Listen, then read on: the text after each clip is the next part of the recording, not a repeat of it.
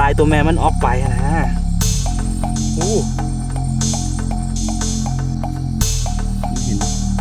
ต้องแข่งกับเวลาเดี๋ยวมันสิฟื้นมาอย่างที่กันเดี๋ยวเราต้องลองชิมเบิ่งเอาไปกินแล้วนี่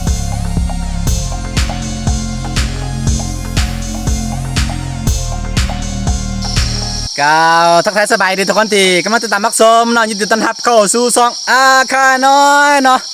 บรรยากาศดึกๆแบบนี้ต้องบ่แม่นเป็นอย่างต้องแม่นเป็นอย่างแน่เนาะคือเฮามาเฮ็ดภารกิจอันหนึ่งคือเฮาสิมาขุดตอหลุมนี่เฮามีตัวนี้เนาะสิมาขุดตอหลุมก็คือมันมาเฮ็ดทางใส่สวนซาของข่อยนะมั้งนี่เนาะอันนี้จะเป็นสวนซาด้วยทุกคนเด้อสวนซาแล้วก็แบบเวลาที่ทางสวนทางบ่ได้นะเพราะว่ามันมาอยู่ในนี้เนาะก็เลยว่าคือสิเอาไฟจูดกับเสียดายมันเนาะตัวมันสิตายปะละล่านะก็เลยว่าเห็นเขาเอาน้ำมันเบนซินแล้วน้ำมันเอสซังตัวนี้ใส่เนาะ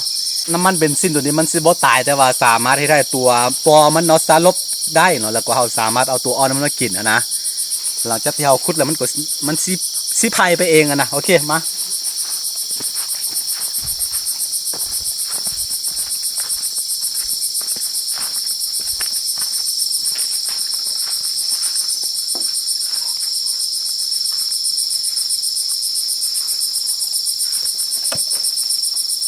นี่คือหูตอเด้อทุกคนเด้อหูตอคือตอตัวนี้มันเป็นตอที่อาศัยอยู่ตามต้นไม้หันแต่ว่าบุบแป๊กคือกันตัวนี้มันมาเห็ดหูใส่ดิ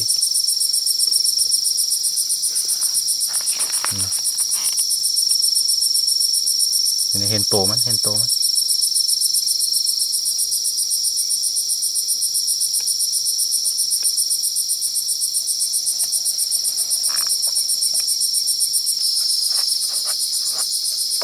คือก่อนอื่นมดเราต้องเจาะหูตัวนี้ก่อนทุกคนโอ้เจาะไม่ได้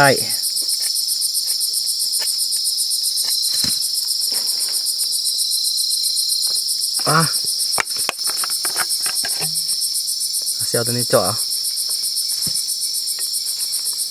เอาซียอดเข้าไปเถื่อน้อยเนาะเอาซีลองเบิ่งเขาบ่เคยลองจักเถื่อแต่ว่าเห็นโอเคตอนนี้เขาซีเอาน้ำมันเบนซินเข้าไปในก่อนบูฮู้ว่ามันเห็ดมันหากออกมาอยู่แล้วบ่แน่ใจคือกันเนาะหรือว่ามันเห็ดอันทางมันใส่แล้วบ่แน่ใจแล้วรุนไปน้ำกันเพราะว่าเป็นกันขุดเอาตัวมันออกเลย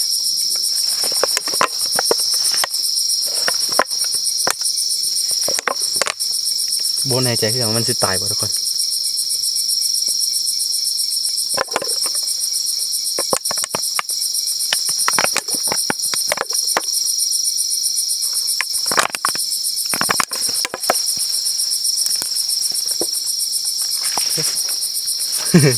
เนี่ย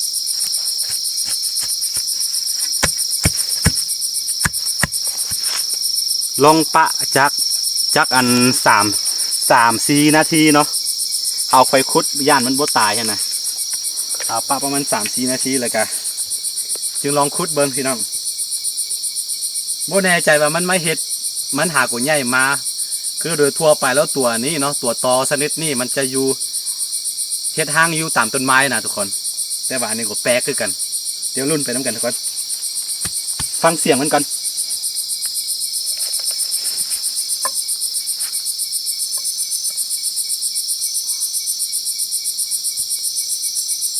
เห็นมาเยอะเลย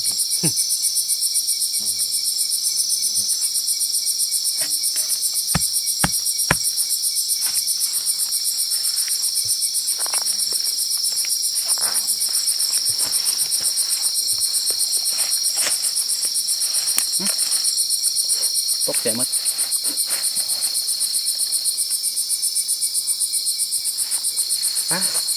ไม่ได้ยินเสียงอย่างเลย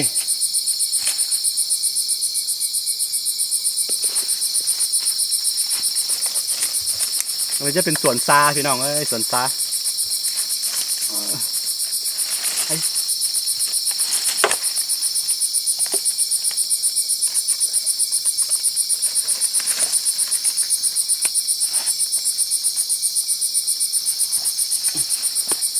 ลองเจาะอีกทีก่อน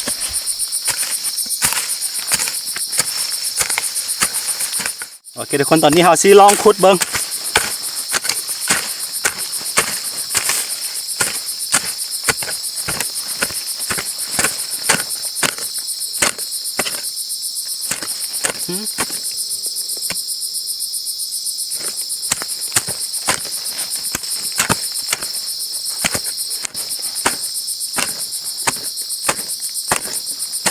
เงียบจิ๊บเลยสงสัยแม่มันสลบหมดแล้วเพราะว่าน้ำมันเบนซินของน้ำมันเบนซินแล้วมันน้ำมันเอสสางค่อนข้างกินมันค่อนข้างแห้งนะทุกคนว่าแน่ใจกัน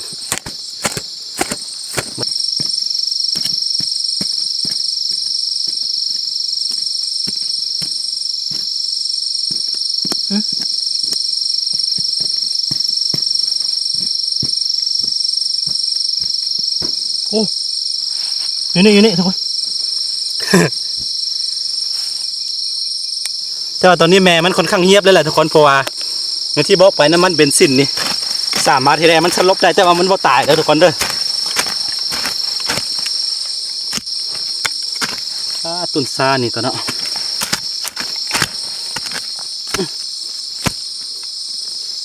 เดี๋ยวปลุกไหม เดี๋ยวก่อนปลุกไหม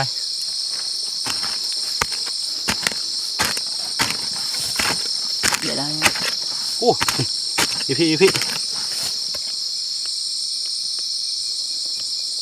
โอ้ห่างน้อยๆหนึ่ง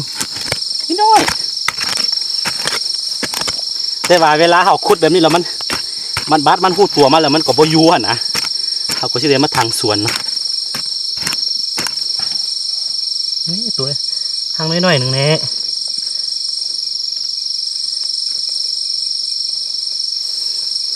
ห่างต่อ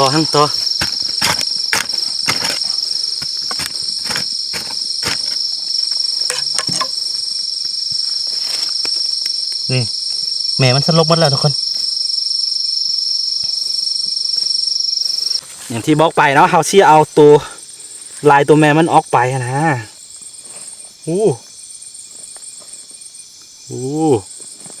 ตะกองมาหมอโอ้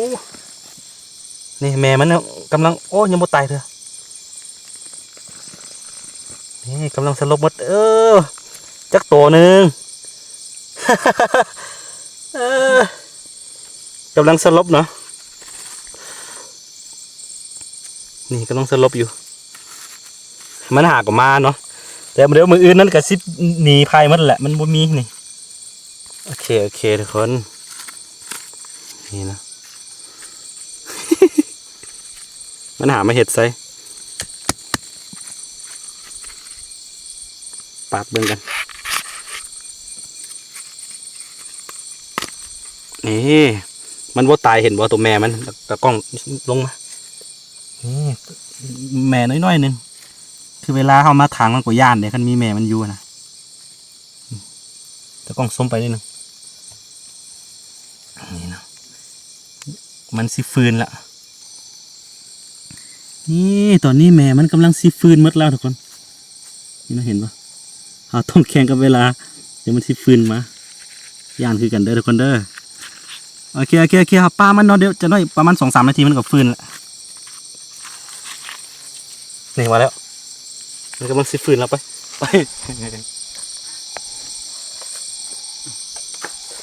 แค่มา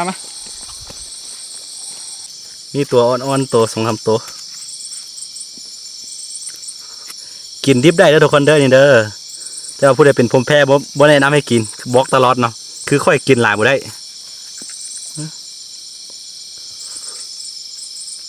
2-3 ตัวหนึ่งแต่ก็ยังน้อยก็เดี๋ยวมืออีแม่สามารถมาทางสวนได้อะนะพอมีตัวนี้เขาก็ย่านผู้กล้ามาทาง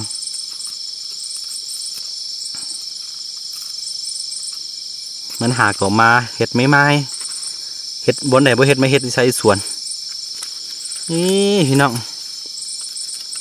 กินดิบได้เด้อเดี๋ยวเสียตะกล้องกินโซ่เบิ่งเขากินบ่ได้หลายกินได้อยู่แต่ว่ากินบ่หลายบ่ได้เนาะนี่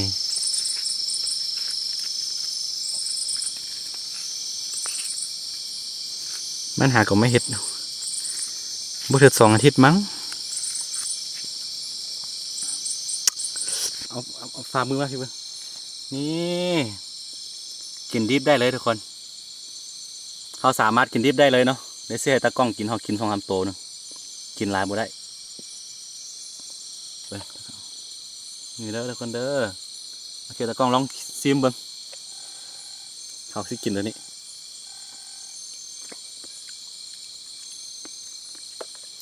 ตัวอ่อนมัน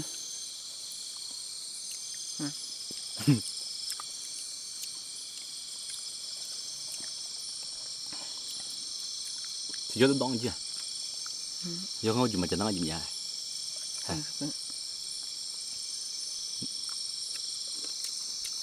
đón chưa đón chưa